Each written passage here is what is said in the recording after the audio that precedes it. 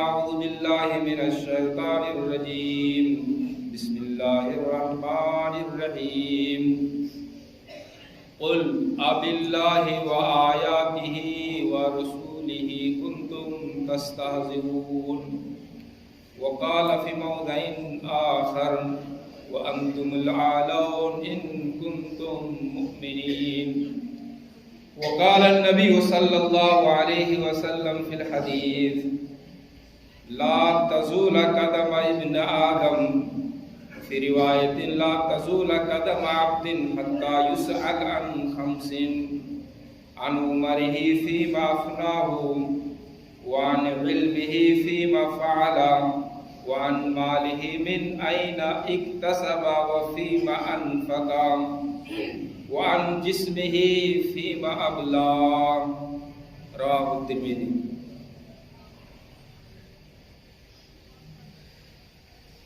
دینی ملی بھائیوں، بزرگوں، دوستوں اور حاضرین جمعہ،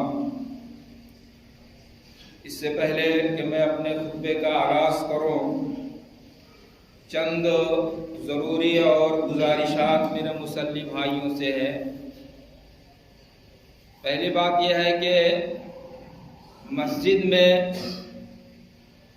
غیر ضروری چیزیں آپ زبان سے نہیں نکال سکتے ہیں، بات چیت گفتگو نہیں کر سکتے ہیں۔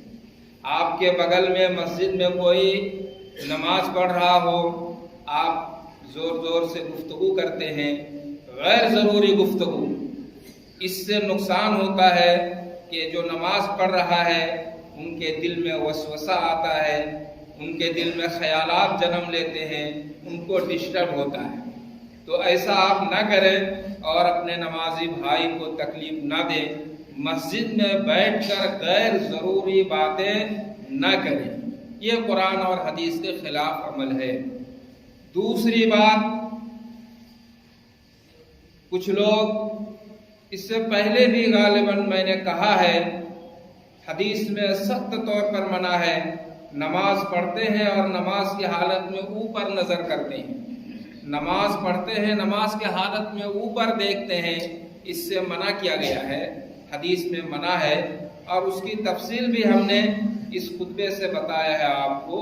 یہ قرآن اور حدیث کے خلاف عمل ہے، ایسا آپ نہ کریں، حدیث میں بڑی وعید آئی ہے۔ محترم حضرات،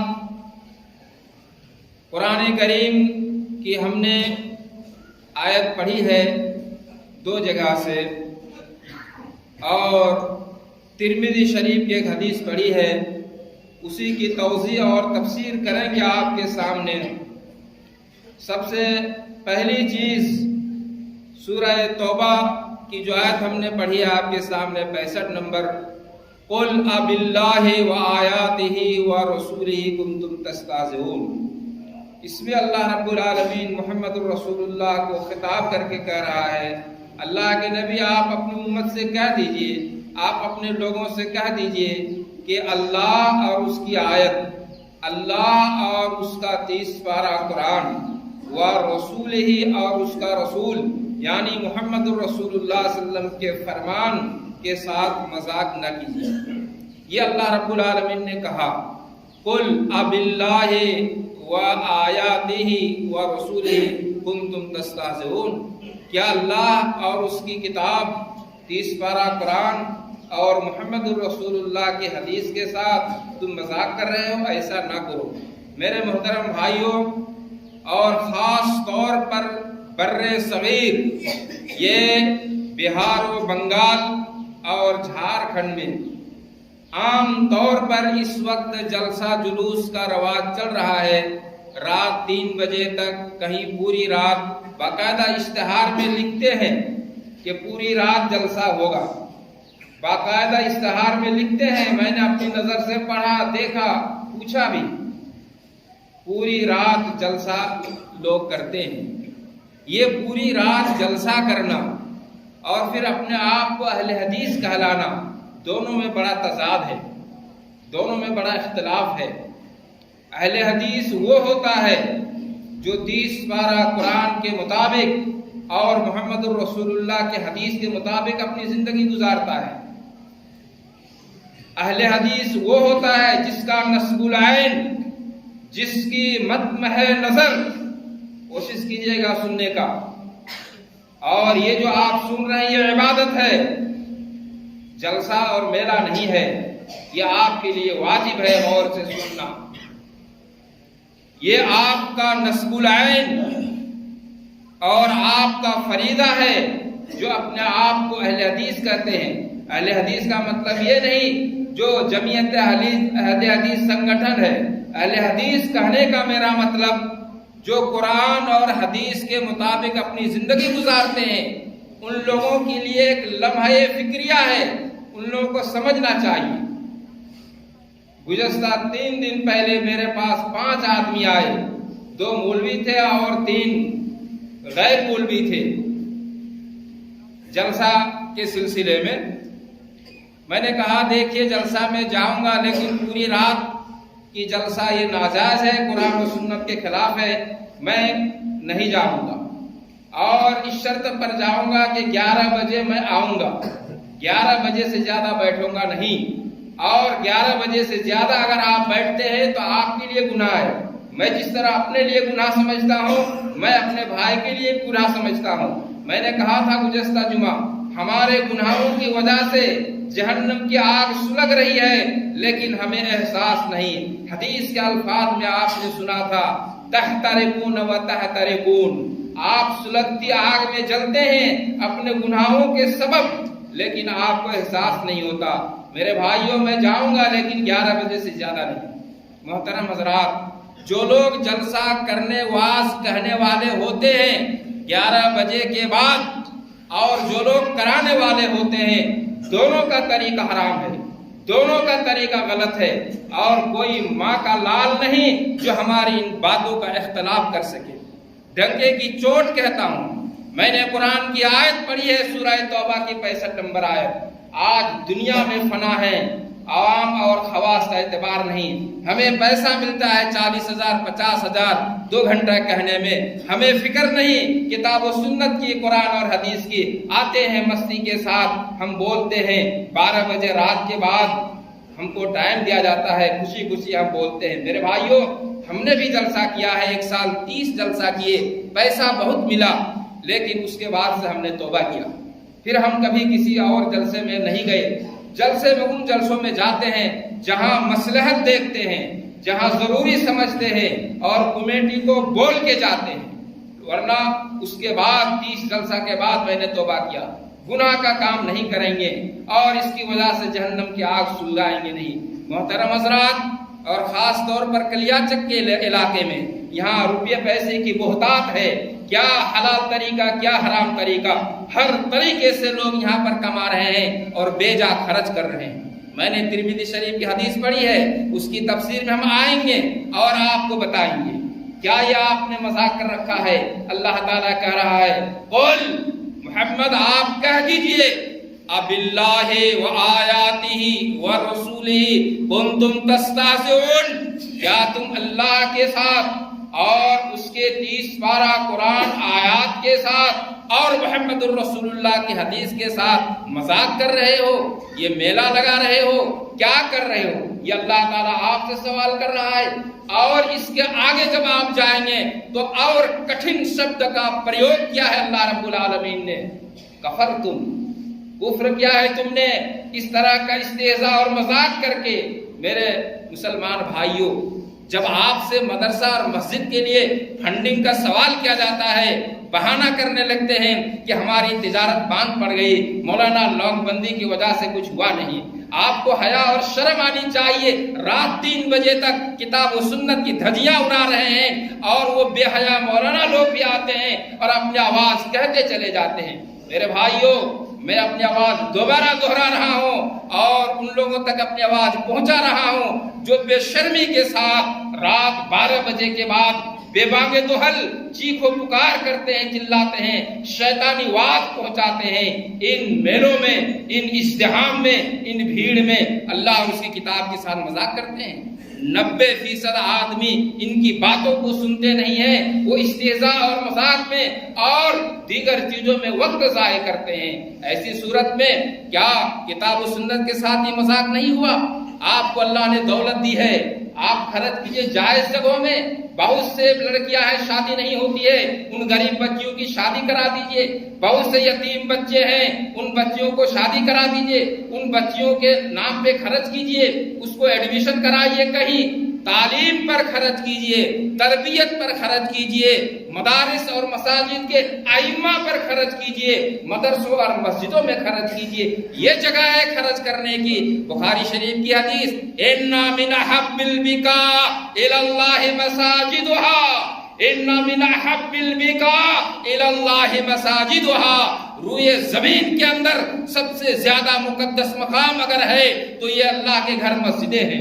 اس میں جب آپ سے کچھ سوال کیا جاتا ہے تو غریبان جھانکتے ہیں اور اپنی بزنس اور تجارت کی دہائی دیتے ہیں کہ مولانا ماند پڑ گیا ہے، بازار سرد پڑ گئی ہے، آپ آئندہ لے لیجئے گا۔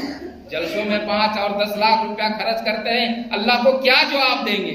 کون سا عمل کر رہے ہیں؟ دین کی بات سننے کے لیے 1 گھنٹہ 1.5 گھنٹہ جمعہ کافی ہے آپ کے لیے۔ اللہ کے رسول صلی اللہ علیہ وسلم نے 63 سال زندگی گزاری، ابو بکر صدیق نے 2.5 سال زندگی گزاری، حضرت عمر نے گزاری زندگی 10 سال، حضرت عثمان نے 12 سال زندگی گزاری، حضرت علی رضی اللہ تعالیٰ عنہ نے 4 سال زندگی گزاری۔ یہ 30 سال دور خلافت جس کو خیر القرون کا دور کہا جاتا ہے، کیا یہاں ضرورت نہیں تھی؟ زیادہ ضرورت تھی کتاب و سنت کی دعوت و تبلیغ کا۔ لیکن کبھی کوئی ایسی مجلس آپ نے دیکھا کہ رات 10 اور 11 کے بعد بیدار رہ کے لوگ اس طرح تماشا کر رہے تھے؟ میرے محترم بھائیوں، میں آپ سے گزارش کرتا ہوں، میرے نوجوان ساتھیوں، میں آپ کو کتاب و سنت کا حوالہ دیتا ہوں۔ مجھے ڈر ہے اللہ رب العالمین کے عذاب سے، اور اس طرح میں ڈرتا ہوں آپ کو بھی ڈراتا ہوں۔ اللہ تعالیٰ آپ سے سوال کرے گا، اللہ رب العالمین آپ سے سوال کرے گا، اس کا کیا جواب دیں گے؟ ہم حدیث کی تفسیر میں آئیں گے، وہاں آپ کو بتائیں گے۔ محترم حضرات، اللہ رب العالمین کہہ رہا ہے، قُلْ أَبِاللَّهِ وَآيَاتِهِ وَرُسُلِهِ كُنْتُمْ تَسْتَهْزِئُونَ۔ اللہ کے نبی کہہ دیجئے، کیا اللہ کے ساتھ، اللہ کی کتاب کے ساتھ اور محمد الرسول اللہ کی حدیث کے ساتھ گستاخی کر رہے ہو، مذاق اڑا رہے ہو؟ ایسا نہ کرو۔ محترم حضرات، ہم علماء صرف ہم آپ کو نہیں کہہ رہے، ہم علماء کو، جماعت کو ہم کہہ رہے ہیں۔ جیسا کہ میں نے آپ کو کہا، میں نے 30 جلسہ 1 سال کیا، بہت پیسہ ملا، اچھا لگا، لیکن اللہ کا فضل ہے، احساس ہوا اور میں نے توبہ کی۔ نہیں جاتا ہوں اور نہیں جاؤں گا انشاءاللہ۔ اگر کہیں گیا تو کوئی مصلحت ہے اس لیے جاتا ہوں، لیکن 11 بجے سے نہیں۔ اور میں منع کرتا ہوں، یہ کہتا ہوں کہ گناہ کا کام ہے۔ اس لیے میرے بھائیوں، میں آپ سے گزارش کرتا ہوں، گناہ سے بچیے، معصیت سے بچیے۔ جب گناہ ہوتا ہے تو گناہ کی وجہ سے اللہ رب العالمین کا عذاب عام ہوتا ہے، اللہ رب العالمین کی سختی عام ہوتی ہے۔ محترم حضرات، آپ نے علماء کا حق ادا نہیں کیا۔ بہت سارے علماء ہیں، کتاب و سنت پر چلنے والے ہیں، ان کی حالت سنگین ہے، لیکن شرم و حیا کی وجہ سے آپ کے دربار تک پہنچتے نہیں۔ سورہ بقرہ میں ہے، من التعفف، پاک دامنی اور پاک دامنی، تعفف ان کے اندر اتنی ہے کہ وہ آپ کے دروازے تک پہنچ نہیں سکتے۔ ان کی خبر گیری آپ کا حق ہے۔ سنیے حدیث، سنیے، شیخ البانی نے صحیح الجامع کے اندر یہ حدیث نقل کیا، من لم یعط حق عالمنا فلیس منا، من لم یعط حق عالمنا فلیس منا۔ جس نے ہمارے عالم کا حق ادا نہیں کیا، وہ محمد الرسول اللہ کے طریقے پر نہیں۔ یہ حدیث کے شبد سنیے، من لم یعط حق عالمنا فلیس منا، محمد الرسول اللہ کی حدیث۔ لوگوں، جس نے میرے عالم کا حق نہیں ادا کیا تو اس نے میرے طریقہ کے خلاف کام کیا۔ حدیث کا سب فلیس منا، وہ ہم میں سے نہیں، ہمارے طریقے میں سے نہیں۔ محترم حضرات، عالم کا حق ادا کرنا آپ کے ذمہ ہے، علماء کو زندہ رکھنا آپ کے ذمہ ہے۔ یہ گویا، بختہ اور ان مداری لوگوں کا ذمہ نہیں، ان علماء کا جو قرآن اور حدیث کے مطابق چل رہے ہوں ان کو زندہ رکھنا آپ کے لیے فرض ہے، آپ کے لیے ضروری ہے، رسول کے طریقے کے مطابق ہونا چاہیے، یہ حدیث بتا رہی ہے۔ محترم حضرات، وہی عالم وہی امام جب آپ سے کہے گا تنخواہ بڑھانے کے لیے، آپ نیچے اوپر دیکھنے لگیں گے، جلسوں میں 5 لاکھ خرچ کرنے میں دریغ نہیں کرتے ہیں، اور وہ بے حیا کمیٹی، ان کو حیا بھی نہیں آتی ہے۔ محترم حضرات، کتاب و سنت کی بالادستی سے خود برباد ہوتے ہیں، سماج کو برباد کرتے ہیں، اور جب اللہ کا عذاب آتا ہے تو آپ کی وجہ سے جانوروں کو، بہائم کو، پشو اور پرندوں کو بھی تکلیف ہوتی ہے، یہ اللہ کے رسول کی حدیث کہتی ہے۔ قرآن کیا کہہ رہا ہے؟ وَأَنْتُمُ الْأَعْلَوْنَ إِن كُنتُم مُؤْمِنِينَ۔ قرآن کہہ رہا ہے آپ کا مقام اونچا ہے، آپ غالب رہیں گے، لیکن آج دہی دستی کے شکار ہے مسلمان۔ کیوں؟ ان کنتم مؤمنین، اگر آپ مومن ہوں گے تو اللہ رب العالمین نے آپ کا مقام دیا، لیکن آپ مومن بھی ہیں۔ اس وقت جو مومن ہیں ان کا میں آپ کو سنا رہا ہوں ابھی 1-2 ہفتہ پہلے کا واقعہ۔ فلسطین کی سرزمین میں جہاں ظلم و ستم ہو رہا ہے، ہر پڑھے لکھے لوگ سمجھتے ہیں، باپ بیٹا نماز میں کھڑا ہو گیا۔ غور سے سنو جوانوں، اور اپنی طاقت کے بھرم میں جو چاہو کرتے جاؤ، ایک وقت آئے گا کس پر فخر کر رہے ہو؟ یہ طاقت، یہ قوت مٹی کھا جائے گی 24 گھنٹے کے اندر۔ فلسطین کی سرزمین میں باپ بیٹا نماز پڑھ رہا ہے۔ فلسطین کی سرزمین میں ابھی ریسنٹ واقعہ بتا رہا ہوں، فلسطین کی سرزمین میں باپ بیٹا نماز پڑھ رہا ہے۔ یہ اسرائیل دشمن اسلام اپنے شکاری کتے کو ان کی طرف بھیجتا ہے۔ ذرا غور کیجئے، شکاری کتے کا کام کیا ہے؟ پھاڑ چیڑ کر کھانا۔ شکاری کتے کا کام کیا ہے؟ پھاڑ چیڑ کر تہس نہس کر دینا۔ باپ بیٹا نماز پڑھ رہا تھا، شکاری کتے کو اس اسرائیلی دشمن نے بھیجا، جاؤ اس کی طرف گیا، تیز دوڑ کے گیا، دھول زمین سے اٹوٹ اڑ رہی تھی، جب قریب پہنچا دم ہلا کے بیٹھ گیا، جب قریب پہنچا دم ہلا کے بیٹھ گیا۔ باپ بیٹے دونوں اطمینان سے نماز پڑھ رہے تھے۔ ابھی ریسنٹ واقعہ بتا رہا ہوں آپ کو میرے بھائیوں، آج بھی کہو گر ایمان پیدا ابراہیم سا، شاعر نے کہا تھا ابراہیم جیسا ایمان اگر آج بھی معاشرے میں پیدا ہو۔ نمرود کی آگ جل رہی تھی لیکن ابراہیم کا جسم جل نہیں رہا تھا۔ نمرود کی آگ جل رہی تھی لیکن ابراہیم کا جسم جل نہیں رہا تھا۔ باپ بیٹے نماز پڑھ رہے تھے، یہ شکاری کتا تیز دوڑ کے آیا، دم ہلاتے ہلاتے دم دبا کے بیٹھ گیا۔ ایسا لگ رہا تھا کہ ان دونوں کی پہرے داری اور ان دونوں کی حراست اور حفاظت کے لیے کتا پہرے دار ہے۔ محترم حضرات، یہ نہیں، اور آگے آئیے، بیہقی شریف حدیث کی کتاب، بیہقی شریف حدیث کی کتاب کے حوالے سے کہہ رہا ہوں، حضرت ابو سفینہ ایک جوان صحابی کا واقعہ بتا رہا ہوں۔ میرے نوجوان ساتھیوں کان کھول کے سنو، جلسوں اور میلوں میں جانے والے جوانوں سنو، بیہقی شریف کی 15 جلدوں میں حدیث کی کتابیں ہیں، اور امام بیہقی رحمت اللہ علیہ نے واقعہ لکھا۔ خلاصہ میں بتا رہا ہوں، وقت کم ہے۔ حضرت ابو سفینہ رضی اللہ تعالیٰ عنہ ایک جوان صحابی کہہ رہے ہیں، کنتو مولا لأم سلمہ، میں حضرت ام سلمہ رضی اللہ تعالیٰ عنہ اللہ کے رسول کی 4 نمبر بیوی حضرت ام سلمہ کا غلام تھا۔ اس وقت آدمی بھیڑ بکریوں کی طرف بیچا جاتا تھا۔ حضرت ام سلمہ نے ابو سفینہ کو خرید لیا تھا اور اس شرط پر ان کو اللہ کے رسول کی خدمت کرے چھوڑ دیا تھا، دے دیا تھا۔ حضرت ام سلمہ نے ابو سفینہ رضی اللہ تعالیٰ عنہ کو خرید لیا تھا سعودی عرب کے مارکیٹ میں، اور اللہ کے رسول کے لیے وقف کر دیا تھا کہ یہ نبی کی خدمت کرے۔ جس طرح حضرت خدیجہ نے حضرت زید رضی اللہ تعالیٰ عنہ کو خرید کر اللہ کے رسول کی خدمت میں دے دیا تھا، ام سلمہ نے بھی حضرت ابو سفینہ کو خرید کے اللہ کے رسول کا حوالہ کر دیا۔ ابو سفینہ کہہ رہے ہیں، میں ایک جوان شخص، اللہ کے رسول کا قافلہ نکلا، اللہ کے رسول کی جماعت نکلی، میں پیچھے رہ گیا، افریقہ کی سرزمین میں جنگلوں سے دور وہ چلے گئے، میں پیچھے رہ گیا۔ جب بیچ جنگل میں پہنچا تو جنگل کا ایک شیر دہاڑتا ہوا آیا۔ حدیث میں دو طرح کی روایتیں ہیں، ایک یہ جو روایت میں کہہ رہا ہوں، اور ایک روایت کے اندر ہے کہ مہاساگر سمندر میں کشتی ٹوٹ گئی اور کشتی کے ایک تختہ پر میں بیٹھا اور وہ پانی میں بہتے بہتے وہ ساحل سمندر کنارے میں آیا۔ جب میں کنارے اوپر آیا تو جنگل کا درندہ شیر دہاڑتا ہوا آیا۔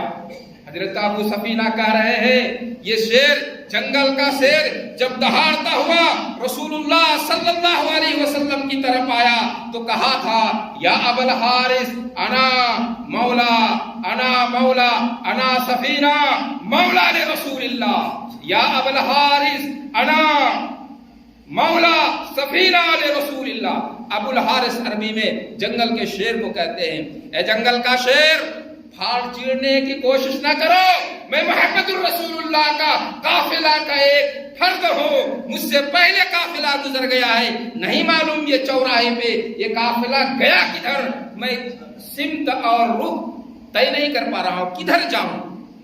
اسلامی تاریخ گواہ ہے جوانوں، شیر دم ہلاتا اس راستے کی طرف چل پڑتا ہے جس راستے سے رسول کا قافلہ گیا تھا، اور پھر یہ ابو سفینہ قافلہ سے جا ملتا ہے۔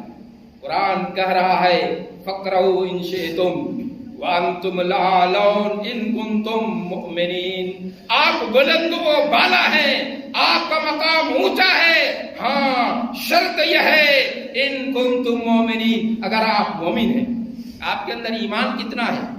آپ کے اندر ایمان کتنا ہے؟ ذرا ٹٹولیے تو صحیح، آپ کے اندر ایمان کتنا ہے؟ ذرا ٹٹولیے صحیح۔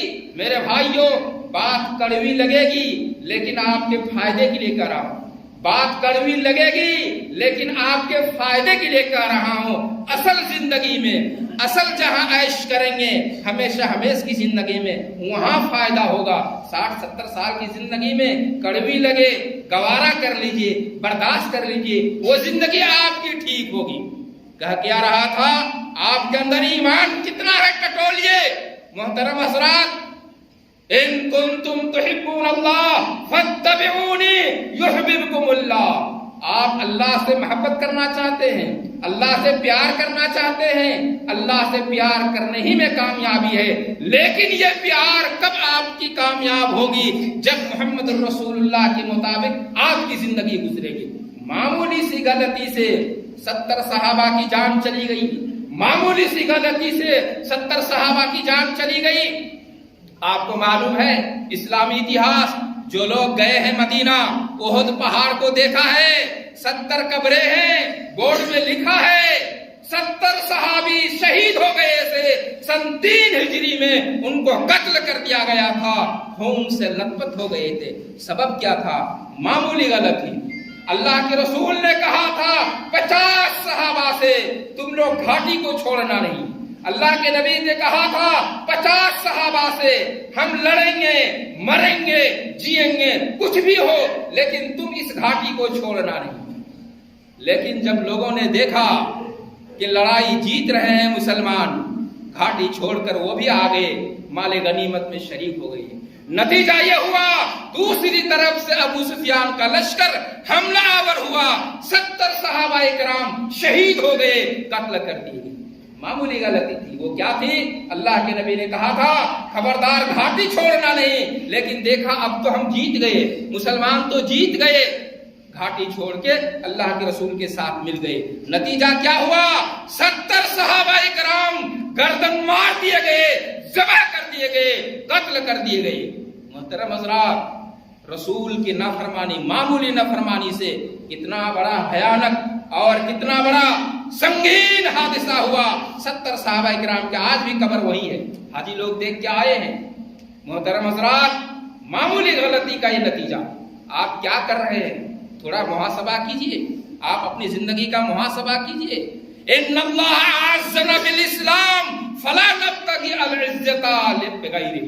اللہ نے ہمیں اسلام کی وجہ سے عزت دی ہے، اسلام کے دائیں بائیں جھانکنے کی ضرورت نہیں۔ اس نے کہا تھا، عمر بن خطاب نے کہا تھا، جن کے اسلام لانے سے ارقم بن بن ارقم کے گھر سے اسلام خانہ کعبہ کو پہنچا۔ جس دن حضرت عمر نے اسلام لایا تھا، ایک طرف امیر حمزہ سید الشہداء جو جنگ احد میں مارے گئے، شہید ہو گئے، ہندا نے ان کا کلیجہ نکال کر چبایا، نگلنے کی کوشش کی لیکن نہیں نگل سکے، زمین میں ڈال دیا۔ یہ حمزہ ایک طرف تھے سید الشہداء، ایک طرف حضرت عمر تھے، اور اسلام کا قافلہ خانہ کعبہ میں پہلی بار آ رہا تھا۔ اسی لیے ان کو فاروق کہا جاتا ہے، یعنی حق کو اور باطل کو الگ کرنے والا فاروق۔ محترم حضرات غور کیجئے، محترم حضرات غور کیجئے، اللہ حضرت عمر فاروق نے کیا کہا؟ اعزنا اللہ بالاسلام، اللہ نے ہمیں اسلام سے عزت کی ہے، فلا نبتغی العزت بغیرہ، اس کے غیر میں عزت ہم کیوں تلاش کریں گے؟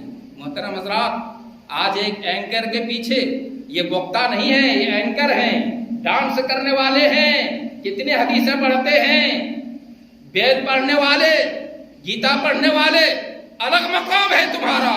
اللہ کے نبی کی ایک حدیث اور اسی پر بات ختم۔ رسول اللہ صلی اللہ علیہ وسلم کے زمانے میں حضرت عمر رضی اللہ تعالیٰ عنہ، اصل وشے پر ہم ٹچ ہی نہیں کر سکے، حضرت عمر رضی اللہ تعالیٰ عنہ کا واقعہ، رسول اللہ صلی اللہ علیہ وسلم کے سامنے وہ تورات پڑھ رہے ہیں، رسول اللہ صلی اللہ علیہ وسلم کے سامنے زبور پڑھ رہے ہیں، اللہ کے رسول کا چہرہ پیلا ہو گیا۔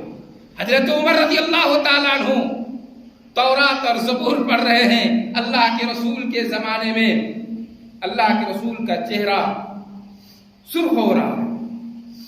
اللہ کے نبی نے دیکھا، اللہ کے نبی کی طرف دیکھا حضرت عمر نے، کیا ماجرا ہے؟ اللہ کے نبی کیوں آپ غضبناک ہو رہے ہیں؟ کہا عمر یہ 30 پارہ قرآن ہوتے ہوئے کیا پڑھ رہے ہو؟ قرآن آنے کے بعد تمام شریعت منسوخ ہو گئی، ختم ہو گئی، اس کی اب ضرورت نہیں، کیا پڑھ رہے ہو؟ حضرت عمر سمجھ گئے، کہا رضیت باللہ ربا وبالاسلام دینا وبمحمد صلی اللہ علیہ وسلم نبیا ورسولا۔